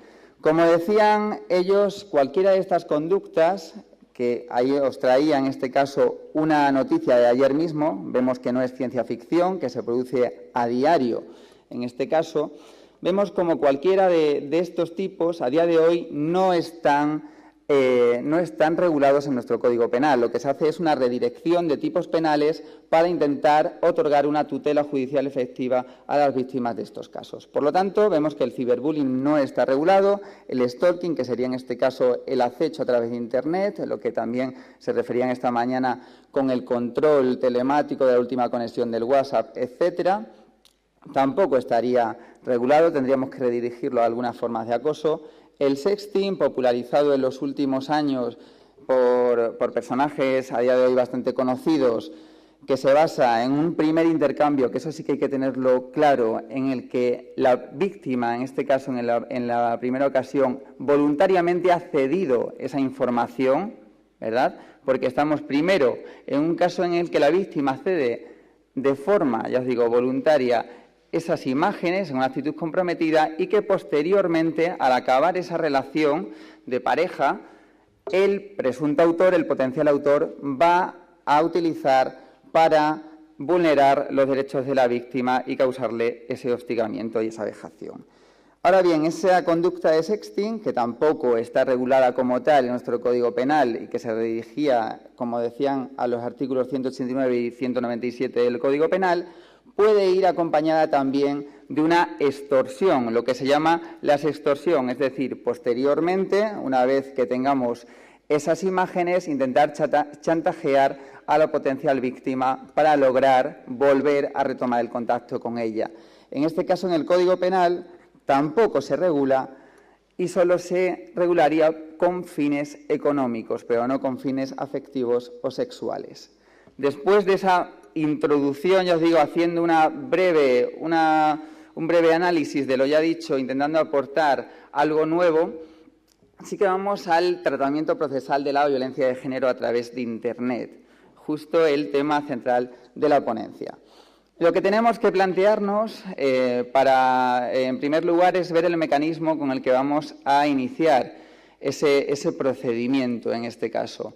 Como sabéis, tenemos los dos instrumentos, denuncia y querella en este caso, pero que dependen de si esos delitos se consideran o no como públicos o como delitos privados. En los últimos años hay muchas partes de la doctrina que se centran en hacer una breve distinción, ya que como no tenemos, en este caso regulados de forma propia, ninguna de estas conductas en nuestro Código Penal, hay personas que apuestan por una teoría novedosa, que sería la de diferenciar entre escenarios virtuales abiertos y escenarios virtuales cerrados. ¿Qué quiere decir esto? Quiere decir que si ese acecho o cualquier tipo de delito se produjera en un escenario virtual público, hablamos de chat, foros, etcétera, algo que pueda estar viendo cualquier persona, el mecanismo sería la denuncia. Y cuando hablamos de espacios virtuales cerrados, en este caso mensajes privados de texto, solo podría caber la iniciación por parte de la propia víctima a través de una querella. Desde el punto de vista procesal, esto no tiene ni pies ni cabeza, porque si aplicamos esa teoría, esa distinción, estaríamos hablando de una mutación, en este caso de la naturaleza del delito, partiendo del escenario virtual en el que estemos hallando. Lo que quiere decir simplemente es que, lo que quiere decir en este caso la distinción entre escenario abierto y escenario cerrado, son las dificultades que va a obtener, sobre todo para su investigación y su posterior prueba, como vamos a analizar. Pero esa diferencia entre el escenario público, abierto y cerrado no van a hacer mutar el tipo delictual. Con lo cual, si hablamos en este caso de que el ciberbullying o el ciberacoso da lugar a una serie de injurias o calumnias, siempre hablaríamos de delitos privados. Y si hablamos de otro tipo delictuales, estaríamos hablando siempre de delitos públicos. Ya no solo las nuevas tecnologías tienen protagonismo a la hora de iniciar ese procedimiento, sino que también tienen protagonismo a la hora de desarrollar el juicio, el mismo acto de juicio. Sobre todo, y muy recientemente, a través de una directiva, la Directiva 2012/29 de la Unión Europea, que tiene su transposición con el anteproyecto de ley orgánica del Estatuto de la Víctima, que creo que salió justamente el 25 de octubre, el anteproyecto. En este caso, lo que se hace ya no es solo ver a las TICs como una amenaza, sino que verlas también como una forma de protección a la víctima. Por un lado, vamos a hacer que las personas intenten iniciar esa denuncia, en este caso, por medios tecnológicos, es decir, que se ayuden de las herramientas tecnológicas, ya sea por sistemas de gestión procesal informatizada aplicadas en muchos de los juzgados, como puede ser el programa Minerva-NOG, y van a intentar denunciar telemáticamente estas conductas. Al mismo tiempo, en sede judicial, nos encontramos con un apoyo concreto como mecanismo de protección a la víctima. ¿Qué quiere decir esto? Que vamos a utilizar las nuevas tecnologías para dar protección a esas personas que van a sufrir estos ataques de violencia de género, y ya que esas conductas han empezado en un terreno virtual, vamos a intentar gestionar procesalmente ese procedimiento a través de las nuevas tecnologías. La Directiva 2012/29 lo que dice es lo ya sabido desde el año 2000, es decir, no plantea una novedad básicamente sobre el convenio de asistencia judicial en materia de nuevas tecnologías. Lo que nos dice es que se intentarán implementar instrumentos tecnológicos para preservar la salud psicológica de esa persona, es decir, vamos a intentar que esa persona no vaya a juicio, no vaya a sede judicial, no tenga que ver en ese acto de juicio a su presunto agresor, no le vamos a estigmatizar, en este caso, acudiendo a declarar ante un juez y vamos a intentar que declare a través de un sistema de videoconferencia, siempre, por supuesto, preservando las garantías y los principios procesales y con la presencia de un secretario judicial que diera fe de esa declaración. Fijaros que esa protección iría todavía un paso más hacia adelante y permitiría hacer o crear una serie de pruebas, en este caso como prueba preconstituida, de técnica de replay, se llama, que sería grabar la prueba anteriormente y proyectarla, en este caso, ante el juez en el momento de decisión, para intentar limitar las interacciones a lo máximo posible entre la víctima y el juzgador. Como crítica, hombre, pues las personas hipergarantistas con el sistema podrían decir que se podría vulnerar, en este caso, el sistema de inmediación judicial, es decir, ese contacto directo que podía tener el juez con el material probatorio. Aparte de, sobre todo, todos los problemas en cuanto al procedimiento probatorio que acarrea una prueba como la electrónica. Ahora bien, competencia, es decir, ¿quiénes van a conocer en este caso de estas conductas? Bien, si nos vamos al artículo 87 ter de la Ley 1/2004, vemos claramente que las conductas delictuales, en este caso de los tipos de violencia de género, van a tener su fase de investigación por los juzgados de violencia sobre la mujer y el fallo corresponderá al juzgado de lo penal. Siempre se considerará esto para los delitos, menos cuando hablamos de faltas. En este caso, la falta solo se prevé para vejaciones de carácter muy leve. En este caso, tanto la investigación como el fallo corresponderán al juzgado de violencia sobre la mujer. Por lo tanto, llegados a este punto, ¿qué es lo que nos tenemos que plantear? Si estamos ante conductas que pueden generar delitos o faltas. Aplicando claramente la tipología del delito y sus circunstancias, podríamos decir que en este caso las faltas no tendrían ningún sentido y siempre hablaríamos de delitos. ¿Por qué? Porque los delitos tecnológicos, en este caso las acciones tecnológicas, tienen intrínsecamente un contenido de continuidad y de reincidencia. ¿Qué quiere decir esto? Que ya no solo la actividad va a ser perdurable, es decir, por el autor en el tiempo. Ya no solo te va a acosar, como decían, de eso de que ha recibido 200 WhatsApp de control en un día, sino que la información vertida en Internet va a ser difícilmente borrada. Imaginaros a alguien que publicita, en este caso, un anuncio de contactos falsos sobre su pareja o expareja. ¿Cuánto tiempo tardará en ejercer esa mujer su derecho al olvido y que ese contenido salga directamente de la red? Por lo tanto, son contenidos perdurables a nivel virtual en un espacio prolongado de tiempo. Debido a esas conductas, por lo tanto, de reincidencia y de perdurabilidad, hablaríamos siempre aquí de delitos. ¿Y la investigación policial? ¿Quiénes son los encargados, en este caso, de llevar a cabo la investigación y a través de qué tipos, de qué medidas? Os adelanto aquí que yo voy a proponer, supongo que me recogerán el guante las personas de la mesa de esta tarde en investigación de este tipo de conductas, una propuesta legislativa que ya está en vigor, pero que puede ser aplicable a los casos de violencia de género. Bien, las dos fuerzas, en este caso de los cuerpos y fuerzas de seguridad, serían en este caso la Guardia Civil, en este caso del GDT, el Grupo de Delitos Telemáticos, o bien la BIT, de la Policía Nacional, la Brigada de Investigación Tecnológica. ¿A través de qué se prueba? A través de cómo podemos probar este tipo de violencia, si hablamos desde un punto de vista procesal. A través de la figura de la prueba electrónica. Es decir, van a ser, en este caso, una serie de materiales probatorios que nos van a hacer intentar imputar una determinada conducta a un determinado sujeto. ¿Alguna novedad?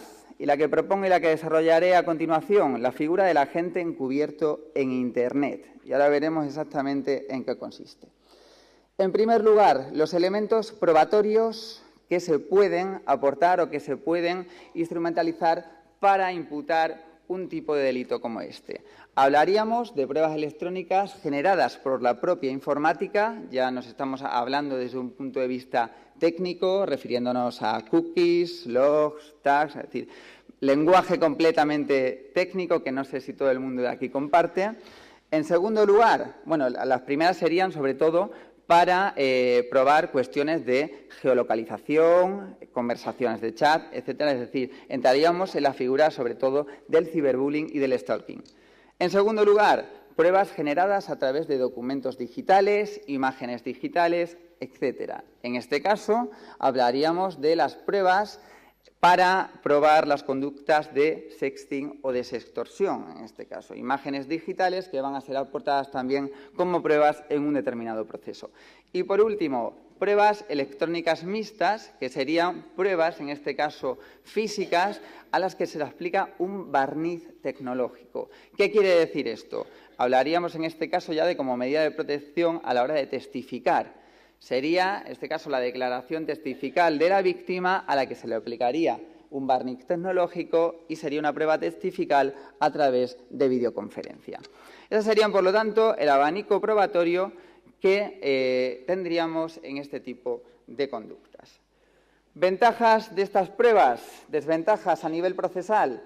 Pues bien, ventajas nos proporcionan información objetiva, tenemos un plus de rapidez, y es un proceso mucho más ágil y mucho menos costoso. Ahora bien, también hay muchísimas cuestiones en contra. Hablamos de posible manipulación de pruebas, problemas de autoría, como habíamos dicho a continuación, y una regulación, sobre todo, insuficiente a través del procedimiento probatorio de la prueba electrónica. En este caso, intentamos aplicar una legislación del año 2000, la Ley de Enjuiciamiento Civil, en el que se contienen las materias de prueba a pruebas, en este caso materiales probatorios, con muchísimos más años de antigüedad, en concreto 13 años más. Imaginaros ya la regulación obsoleta y todos los flecos que podremos encontrar al respecto.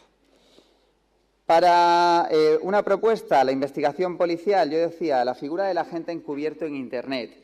Si os fijáis, en el artículo 282, en este caso, de la BIS, de la Ley de Enjuiciamiento Criminal, se regula esta figura. En este caso sería la de infiltrar a un agente con autorización judicial para, es decir, un policía que se convirtiera en malo y entrara dentro, en este caso de una organización criminal, porque presuntamente está sobre todo articulado para desactivar organizaciones criminales o terroristas, y lo que se haría sería desenmascarar, en este caso poniendo en juego su propia vida a las personas que delinquen. Ahora bien, en el terreno virtual, a día de hoy existe un vacío legal. Sí que hay una propuesta del Senado del año 2011 en el que se quería aprobar esta figura para los casos de grooming, es decir, agentes encubiertos que hicieran de posibles pederastas, es decir, se disfrazaran de posibles pederastas para sacar a pederastas reales a la luz y poder imputarles esos delitos. Soluciones. ¿Qué ocurre? Que a día de hoy tenemos una lista tasada de delitos para los que se puede, en este caso, utilizar el agente encubierto en Internet. Tenemos, por lo tanto, para poder aplicar el agente encubierto a este caso, primero pasar de una lista tasada, es decir, una lista de números clausus, a una lista abierta de tipos y reformular el concepto del agente encubierto. ¿Cómo sería la investigación de este agente encubierto? Y aquí ya os digo que va sobre todo mucho más la polémica, es decir, ¿qué tendría que hacer este agente encubierto? Ahora veremos los límites legales a los que se puede enfrentar. Bien, sería una infiltración virtual a través de unos foros, a través de unos chats, con un nickname, es decir, con un apodo sugerente, es decir, que llamara la atención de algún posible maltratador a través de violencia de género, a través de Internet. En este caso, ¿qué haría el agente encubierto? Adoptaría una actitud cómplice con el presunto autor, pero sin intentar instigar, en este caso, a que la persona hiciera su conducta. Ya veremos exactamente por qué. Porque, claro, vamos a un debate, agente infiltrado o agente provocador. ¿Estaríamos hablando de un agente provocador? Porque si estamos hablando de un agente provocador, en este caso no tendríamos una cobertura legal. ¿Cómo se soluciona este debate que está en la mesa de cualquier procesalista? Pues a través de una sentencia, fijaros ahí bien, del Tribunal Supremo ya del año 2000, que decía, en este caso, para diferenciar las conductas entre agente infiltrado y agente provocador, que se hablaría únicamente de agente infiltrado, fijaros, y no de agente provocador, si la conducta de este agente no hace nacer, en este caso no hace nacer, en el presunto delincuente el germen criminal de delinquir. ¿Bien? Ese caso sería la única vez, el único tipo en el que podríamos justificar esta figura. Ya os digo que es una figura completamente polémica y sé que es algo que mucha gente se puede llevar la mano a la cabeza. ¿Por qué? Por esas dos cuestiones. En primer lugar, tenemos una polémica acerca de la identidad falsa. Estamos utilizando algo inmoral relativamente para sacar a la luz una serie de hechos delictivos y, sobre todo, por la polémica acerca del engaño. En este caso, hasta qué punto tenemos el límite para poder, en este caso, sacar una conducta de este tipo y cómo nos movemos, si entre agente provocador o agente infiltrado. No sé qué tal voy de tiempo, ¿voy mal? Como voy mal de tiempo, si os parece, lo que vamos a hacer con las preguntas, en el que hay alrededor de unos 230 inputs, en este caso 230 opiniones que han sido generadas en tiempo real. Voy a poner en disposición esas opiniones en manos de la organización para que lo publiquen en la web, es decir, vuestros pensamientos a la hora de la violencia de género en Internet, y despedirme simplemente con unas conclusiones muy rápidas. En primer lugar, hay que partir de una doble visión. Las TIC como cauce de comisión de delitos, pero a la vez como medios de protección. En segundo lugar, tenemos que ver que es una nueva manifestación, en este caso yo diría de tipo psicológico, de la violencia de género. Ahora bien, la violencia de género, como decíamos a lo largo de la ponencia, no tiene un reconocimiento expreso penal específico a día de hoy, aunque esperemos que sí lo tenga en el futuro. Mecanismos para iniciar el procedimiento tendríamos los mismos, no habría una mutación en este caso de los mecanismos según el espacio virtual abierto o cerrado, y tendríamos que empezar a plantearnos nuevas medidas para investigar este tipo de conductas, como ya os digo, con la polémica del agente encubierto en Internet. Y para concluir, sí decir que tendremos a nivel probatorio la prueba electrónica como único elemento probatorio capaz de probar las conductas de violencia de género. Con todo ello, articularemos, en este caso, un panorama procesal en el que van a tener mucho que ver los cuerpos y fuerzas de seguridad del Estado y todas las personas involucradas del Poder Judicial para hacer de este mundo un poquito mejor. Muchas gracias.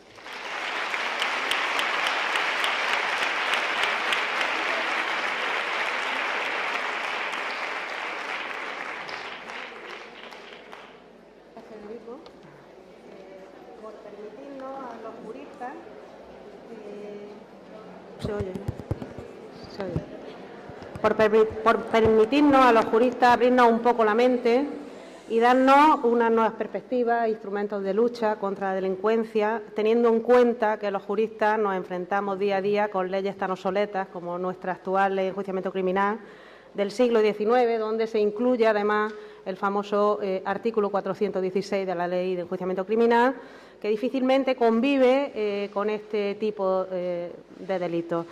Sin más, yo cierro esta mesa agradeciendo nuevamente a la directora que nos haya permitido participar aquí, moderando esta importante mesa, a mi criterio, y estar a disposición de ustedes en la Fiscalía de Violencia en Málaga.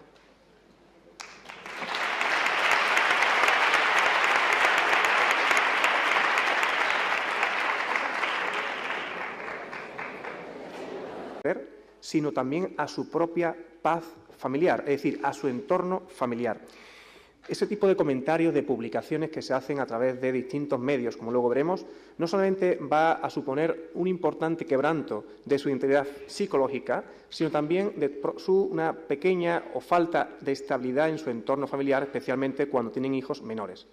Recientemente, nosotros tuvimos un asunto en el cual se amenazaba a la víctima, no solamente con que se iba a elevar o a subir unas fotos comprometidas, sino que se iban a publicar carteles con esas fotos en los colegios de sus hijos e incluso en su entorno más cercano, para que veáis también de qué manera este tipo de situación puede suponer un intento de evitar la ruptura de la relación en muchas ocasiones. ¿Cuáles son los medios habituales que se suelen utilizar para este tipo de conductas? Pues ahí os lo pongo un poco resumido. En primer lugar, utilizar el perfil creado en una red social. A veces se suele utilizar este tipo de medio. Otras veces, apoderarse de contraseñas o documentos que están registradas en soporte o en ficheros informáticos, o, últimamente, difundir imágenes o vídeos íntimos. Esto, en el ámbito llanamente, se traduce en una tutela, que luego vamos a ver, a través de unos tipos penales que son los recogidos en esta materia, en el Código Penal, en concreto, en el capítulo 1 del título 10, que habla sobre los delitos de descubrimiento y revelación de secretos. No me voy a extender en demasía en comentar estos tipos penales, porque mi compañera lo va a hacer con posterioridad, pero sí ver cómo se traducen en la práctica en supuestos que han ido evolucionando en la jurisprudencia. Así, en primer lugar, hay que tener en cuenta que no solamente están recogidos en ese tipo penal, sino también tiene una evolución y una concreción en otros tipos penales, como pueden ser el delito de amenazas, el delito de injurias graves, el delito de coacciones o incluso el de malos tratos psicológicos. Pensemos, por tanto, que cuando se difunde una imagen, un comentario injurioso en la red, a través de distintos medios, no solamente se puede cometer un delito, en muchos casos, de revelación o descubrimiento de secreto, que vemos ahora cuáles son esos requisitos, sino que a veces también podemos estar causando un mal psicológico a la víctima y ese maltrato, a través de una valoración y un tratamiento adecuado, puede dar lugar a otro tipo penal.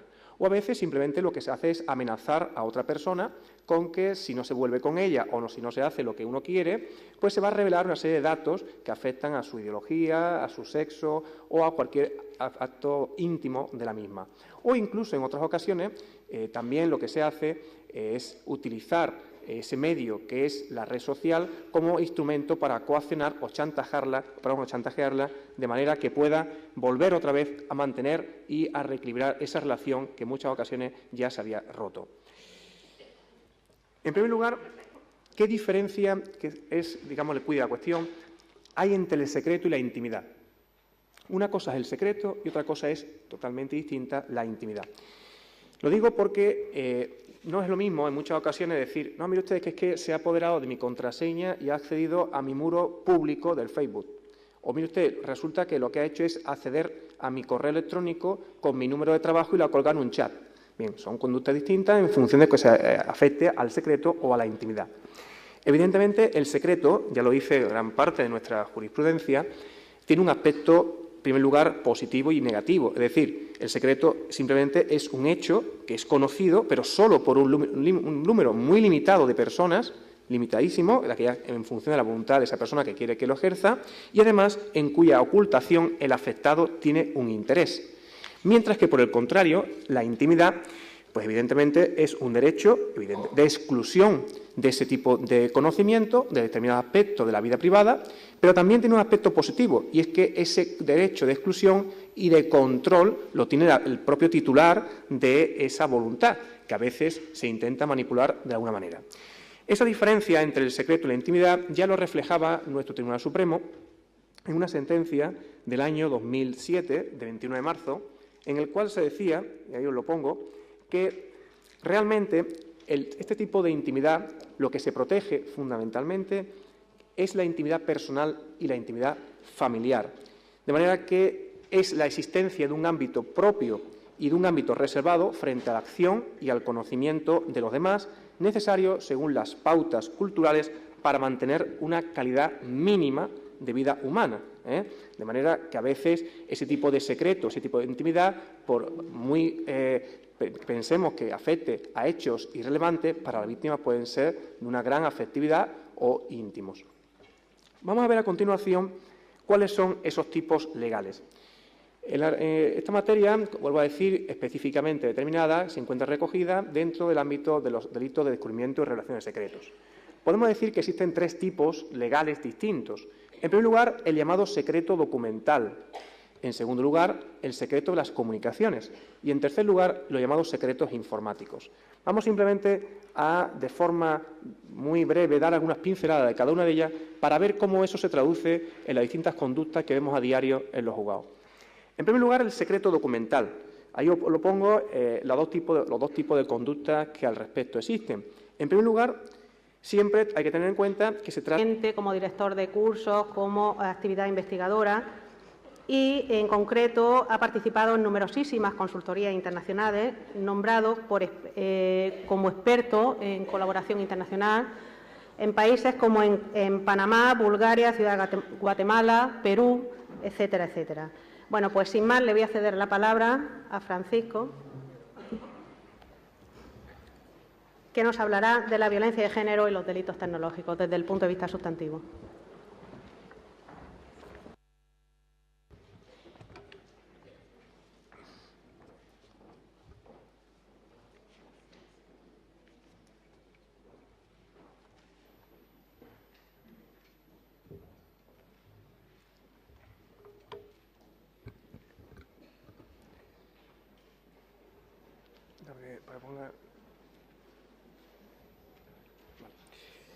Bien, buenas tardes.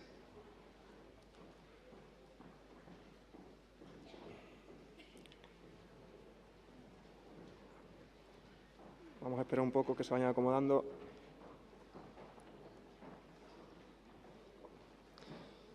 Bien, en primer lugar, agradecer a la Dirección General de Violencia y a la Junta en general haber contado con mi presencia hoy aquí para hablar de una cuestión que hoy día, sobre todo en la realidad judicial de los juzgados de violencia, cada vez es más frecuente, cuál es el uso de la tecnología, de las redes sociales y, en definitiva, de Internet, como un medio o modo, como una herramienta útil por parte del maltratador o presunto agresor para seguir vejando, humillando y, en definitiva, controlando a las mujeres víctimas de este tipo de violencia.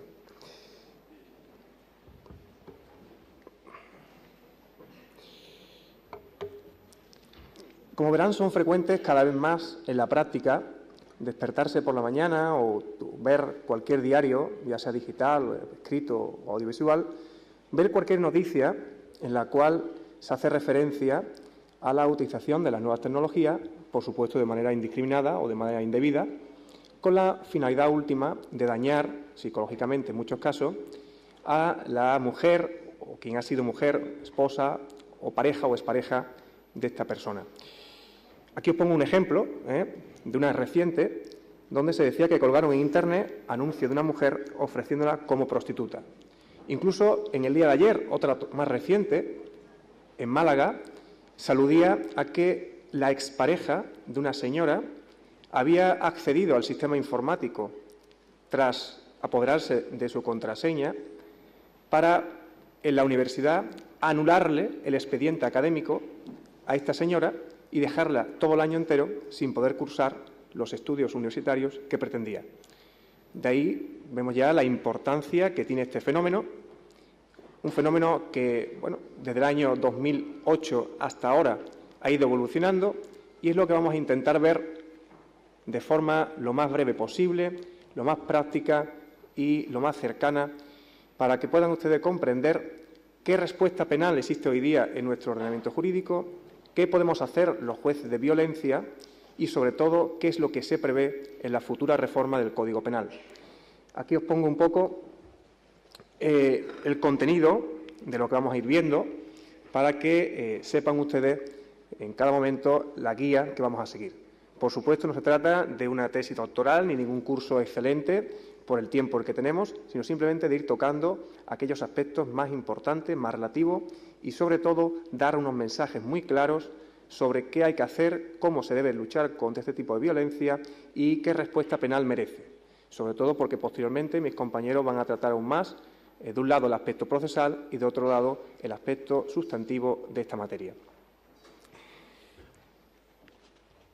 En primer lugar, decir que se ha producido una importante evolución en esta materia de violencia, pasando de una violencia física inicialmente, posteriormente una violencia sexual y más tarde una violencia psicológica, a lo que llamamos una violencia cibernética o acoso a través de las redes sociales, a través de Internet. Bien, este tipo de violencia que a veces pasa desapercibida en los interrogatorios judiciales y que a veces pasa desapercibida cuando la mujer va a presentar una denuncia, se está convirtiendo en un eje fundamental que tiene hoy el presunto agresor para seguir controlando datos de la víctima, para seguir manipulándola y, sobre todo, para seguir haciéndole daño con unas consecuencias psicológicas que ya nos han expuesto con anterioridad un experto en la materia. Indicar también algo fundamental, que hoy día esta tutela penal de la violencia a través de los medios tecnológicos tiene su encaje no solamente en la Ley Orgánica 1/2004, que prevé una serie de medidas, sino también fundamentalmente a través de nuestro Código Penal, que todavía sigue vigente, si bien, como vamos a ver, es necesario modificarlo, hacer algún tipo de cuestiones importantes en algunos tipos penales para poder de forma completa atajar este tipo de violencia que se va produciendo de forma evolucionada en la sociedad. En primer lugar, indicar que algo también importante. Pensemos que este tipo de violencia tecnológica no solamente afecta a la dignidad de esa mujer. Bueno, voy a presentarme. Yo soy Flor de Torres. Soy fiscal delegada de violencia en Andalucía. Me piden desde la organización que por favor se vayan sentando, que vamos a empezar. Tenemos 3 ponencias por delante. Primero y con carácter obligado, agradecer a la organización que nos permita estar nuevamente este año en esta maravillosa jornada pionera. Agradecer a la directora general que nos permita, por parte de la Fiscalía, participar activamente en las jornadas y en el comité científico. Pero también agradecer a la anterior directora, Silvia Oñate, que también ha sido partícipe de esta jornada y, por tanto, por parte de Fiscalía, simplemente mostrar nuestra gratitud. Por razones de orden, me dicen también desde la organización que estas 3 ponencias durarán aproximadamente 25 o 30 minutos, que no habrá preguntas, se pueden hacer de forma interactiva y los ponentes y la ponente contestarán vía mail. Me comenta también uno de los partícipes de la ponencia, Federico, que tengan ustedes a bien tener a mano los dispositivos tecnológicos, puesto que va a ser una experiencia virtual con ustedes. Y bueno, sin más, entramos en la mesa que vamos a moderar, que es relativa a la respuesta judicial que tenemos los operadores jurídicos del fenómeno de las TIC, ¿no? La intervención va a ir en 3 esferas, desde el aspecto sustantivo, desde el aspecto de la investigación y desde los aspectos procesales, ¿no?